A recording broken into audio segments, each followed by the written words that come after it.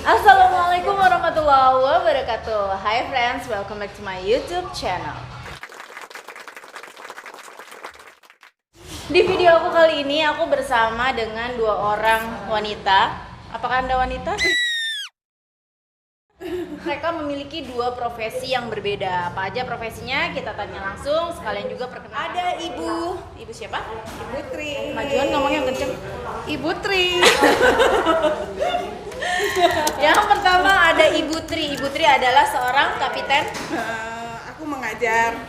tenaga pengajar. Yang kedua ada beliau ini adalah Ibu Panggilnya Dinda aja. Ibu Dinda. Dinda, apaan sih? Di manakah kau? Dinda, di manakah kau berada? Rindu aku ingin jumpa.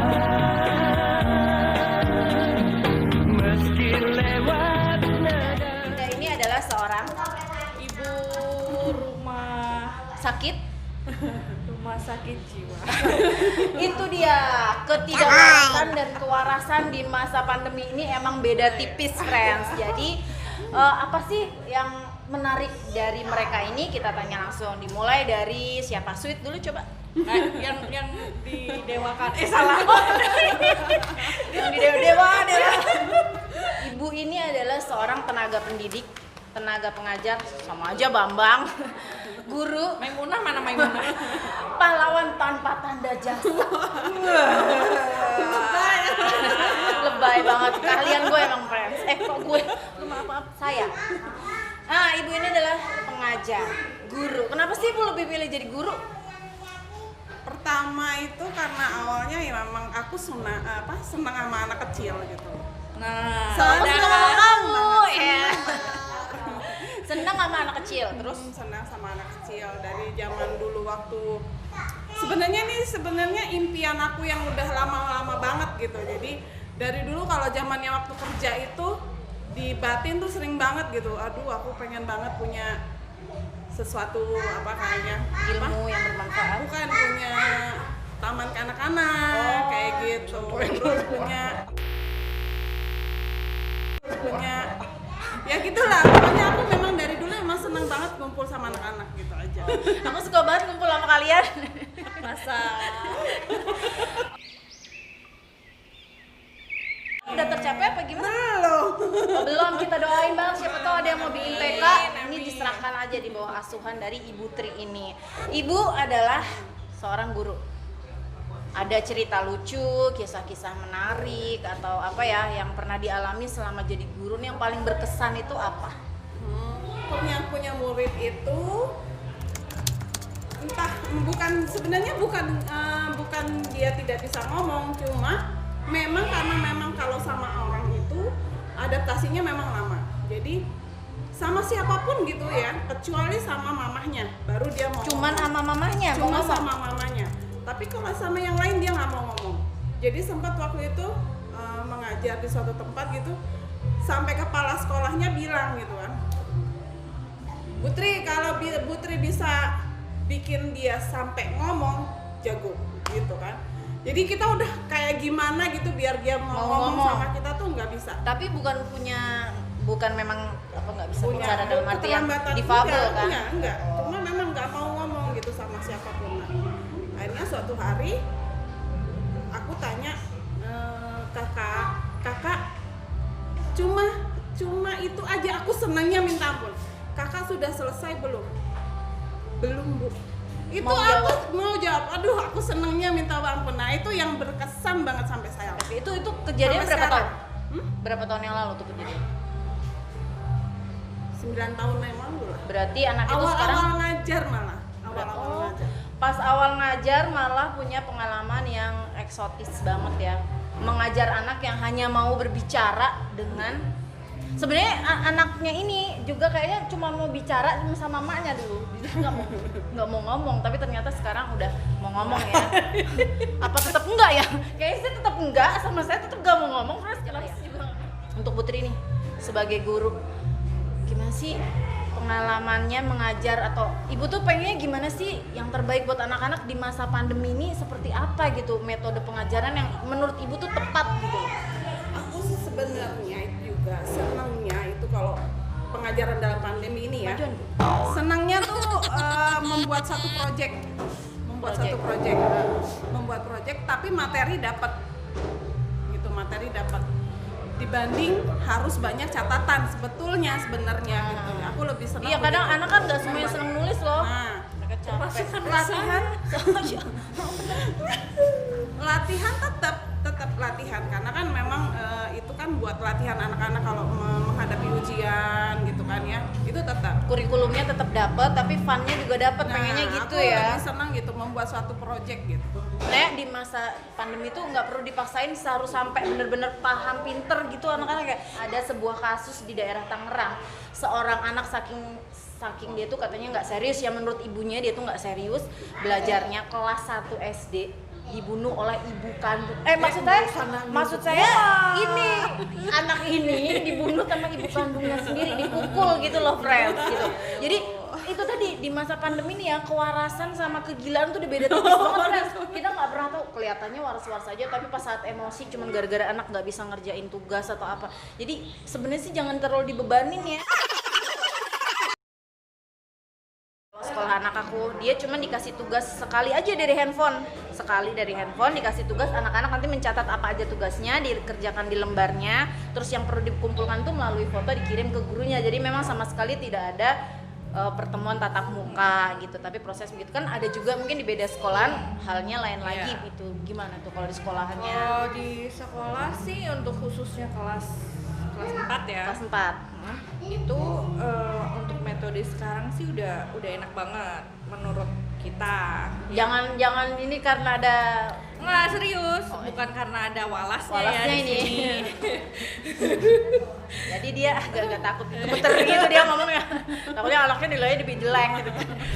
Cuman untuk yang sekarang udah agak dibanding sama ada keluhan-keluhan kelas lain lah ya. Jadi untuk sekarang emang sih masih ada sedikit ada miss-missnya lah, tapi itu udah Miss siapa? Miss Dinda. Miss Universe yang kemarin ada. Lanjut. Maksudnya ada sedikit kesalahan tuh ya biasa lah untuk dalam masih meraba ya, soalnya masih new normal, masih baru banget ya. Walaupun udah berapa bulan sebenarnya BDR ini, cuman kan tetap harus ada setiap minggu, mungkin setiap bulan ada penyesuaian. Apa sih kurangnya dari yang kemarin, ini kemarin. Nah, memang luar biasa banget gitu kan, maksudnya tapi memang kalau balik lagi ke diri aku ya, kalau memang aku mengalami hal seperti itu memang harus begitu sih gitu kan memang sanksi itu sosial ya. Karena padahal ya yang harus dijauhin itu virusnya, bukan kita menciptakan virusnya yang harus dijauhi. Tapi jangan menciptakan kesenjangan sosial terus malah kita jadi kayak orang yang nggak peduli sama sesamanya, tuh nggak bener banget sih menurut aku. Cuman kebanyakan yang terjadi sekarang gitu ya, orang baru OTG, orang misalkan baru di suspek gitu ya, baru reaktif ya, reaktif gitu, terus langsung deh orang-orang nggak mau deket atau apa ya. Sebenarnya menjaga nggak apa-apa, tapi jangan mengucilkan ya, harus support. Sebenarnya penyakit ini tuh sebenarnya kalau kita kita rengkuh bersama gitu, kita hadapi bersama, mudah-mudahan bisa cepat selesai juga gitu. Nah, itu kebetulan paman sendiri. Ya kami agak ada dapat sanksi sosial dari, sebenarnya sih bukan sanksi sosial ya, karena warga setempat memang otomatis takut ya terhadap kita ya. Nah, kita udah mengisolasikan diri. Nah, kan kalau kita membutuhkan sesuatu gimana caranya tuh? Kalau misalnya memang kita isolasi terus kita membutuhkan sesuatu, gimana caranya gitu ya? Segala. Nah, tapi warga setempat di situ, terutama di Tante itu luar biasa tuh dapat sanksi sosialnya di lingkungannya itu dapat. Sampai sampai jangankan menegur gitu, itu nengok aja sampai enggak gitu loh, nengok aja tuh sampai enggak gitu. Nah itu maksudnya lah, sementara mereka sekeluarga kan isolasi gitu kan, isolasi untuk memenuhi kebutuhan mereka itu gimana caranya gitu kan. Kalau harus pakai biasa kurir terus kan lumayan kan setiap harinya. Nah, itu dia gitu, maksudnya harusnya kan dirangkul gitu ya. Nah, jaga jarak aja tetap sebenarnya. Toh kalau kita berbalik lagi ke mereka, kalau mereka mengalami hal seperti itu gimana? Dengan mendapat sanksi dari lingkungan sekitar. Gitu aja sih. Kalau Keisha pernah punya pengalaman nggak tuh? Untuk sampai saat ini sih alhamdulillah belum ada yang kena ya, Dari pihak jangan keluarga ada atau tetangga dari pihak semuanya lah ya, belum pernah, cuman ya mendengar dari yang pernah terkena corona apa bagaimana Ataupun itu, suspek ya, gitu ya? suspek itu ya begitu. Jadi sebenarnya sih manusianya itu karena takut ya, karena takut. Sebenarnya manusiawi juga, wajar juga sih ya kalau mereka wajar takut. sebenarnya takut, tapi lucu gitu, dia takut sama orang yang terkena COVID, tapi dia kemana-mana gitu. Iya, jadi kan maksudnya Berbanding terbalik ya, nggak usah sok takut kalau masih kelayaban gitu. Ya udah diem aja di rumah gitu, kalau anak takut nggak usah keluar gitu kan. Tapi dia masih keluar, tapi dia ketika ada tetangganya tuh malah baru Kayak suspek gimana banget tuh kayaknya yang ngejauhin banget, nggak negor tuh aneh banget sih, Pres. Kalau sampai nggak negor itu aneh ya. Memang kalau terus kita negorin gitu terus corona nempel ke kita kan belum tentu juga, itu nggak make sense sebenarnya. Tapi ya itulah ya realita yang terjadi di masyarakat, kalangan masyarakat beberapa bulan belakangan ini ya. Mereka Kalau kita mengucilkan, kalau kita menghakimi dan menstigmatisasi korban corona itu jelas berbahaya. Karena membuat siapapun yang merasakan gejalanya jadi enggan melapor dan memeriksakan diri. Jika mereka enggan melapor karena takut diusir, dicemooh dan dihakimi, yang rugi kita semua. Virus jadi tidak terdeteksi sehingga menyulitkan memutus rantai penyebarannya. Ingat jargon lama, jauhi penyakitnya bukan orangnya. Seharusnya ini jadi pegangan kita. Cukup dengan jaga jarak, jangan diusir atau dikucilkan. Teman-teman, wabah ini diprediksi masih akan berlangsung panjang. Guncangan-guncangan sosial juga akan terjadi. Dan inilah saatnya memperkuat solidaritas. Jarak fisik memang harus direnggangkan, tapi ikatan sosial justru harus dirapatkan. Kita tidak bisa sendirian mengatasi wabah ini. Hari ini soliter seharusnya solider. Jaga jarak dengan penyakit, bukan dengan kemanusiaan.